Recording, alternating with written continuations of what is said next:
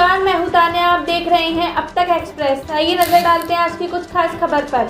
देश में एक बार फिर कोरोना दस्तक देने लगा है। अगर आप ये सोच रहे हैं कि कोरोना अब खत्म हो गया है तो ऐसा बिल्कुल नहीं है। दरअसल कोरोना के मामले में अब दोबारा इजाफा होने लगा है। इसको लेकर अब चिंता होने लगी है क्योंकि कोविड के नए केसों की संख्या में अचानक बढ़ोतरी हुई है। एक दिन में कोरोना संक्रमण के 754 नए मामले सामने आने के बाद देश में अभी तक संक्रमित हुए लोगों की संख्या बढ़कर 4,40,92,710 हो गई है। देश में करीब 4 महीने बाद संक्रमण के 700 से ज्यादा दैनिक मामले सामने आए हैं, तो वहीं उपचाराधीन मरीजों की संख्या बढ़कर 4,623 पर पहुंच गई है। जानकारी के मुताबिक देश में एक बार फिर कोरोना वायरस ने सरकार को चिंता में डाल दिया है और बढ़ते केसों की वजह से केंद्र सरकार ने देश के 6 राज्यों को खास तौर पर एहतियात बरतने के लिए निर्देश दिए हैं। सरकार ने इन 6 राज्यों में कोरोना टेस्टिंग और ट्रैकिंग पर नजर रखने के लिए कहा है। इसके साथ ही वैक्सीनेशन में भी 5 गुना तेजी लाने के लिए कहा है। सरकार ने कोविड-19 की स्थिति की जांच करने और बीमारी की जल्दी और प्रभावी प्रबंधन करने के लिए कहा है। केंद्रीय स्वास्थ्य मंत्रालय की ओर से कहा गया है कि महाराष्ट्र, गुजरात, तेलंगाना, तमिलनाडु, केरल और कर्नाटक में कोरोना के लगातार केस बढ़ने की खबर है।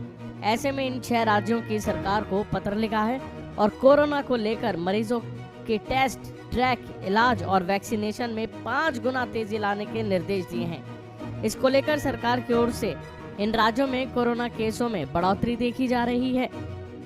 4 महीने बाद एक दिन में सबसे ज्यादा कोरोना संक्रमण के मामलों ने केंद्र सरकार को लेकर राज्य सरकार के भी माथे पर सलवटें ला दी हैं। दरअसल बीते कुछ हफ्तों में कोविड-19 से जुड़े मामलों की संख्या में तेजी दर्ज की गई है, तो वहीं इसके साथ ही देश में H3N2 वायरस से मरीजों की संख्या में और इजाफा हो रहा है। इसे देखते हुए केंद्र सरकार ने 6 राज्यों को माइक्रो लेवल पर स्थिति पर नजर रखने के निर्देश जारी किए हैं।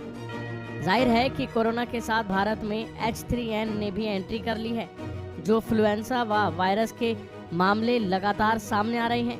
यानी भारत में कोरोना और H3N2 दोनों के मामलों में उछाल आने से लोगों के बीच चिंता हो गई है।